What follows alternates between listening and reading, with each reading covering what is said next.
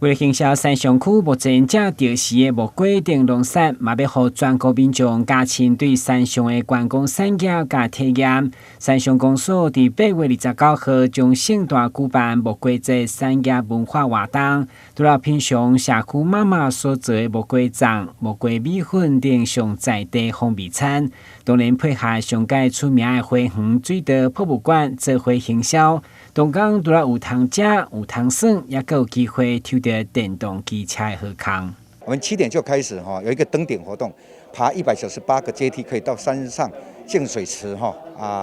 看一个比较欧洲式的一个城堡。那9点开始的活动呢，我们现场也有木瓜入菜的一些木瓜米粉、木瓜油饭、木瓜粽子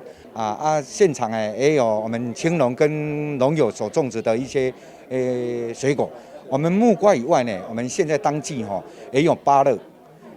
也有香蕉，也有火龙果，也有芒果最重要呢，我们现场也有在地的企业家提供的一些奖品，像我们洪家腾提供的那个电动机车这个是蛮多的100多种的奖品所以希望呢利用这个暑假将近结束之前呢，我们邀请全国的朋友呢，能到山上来参加这个木瓜节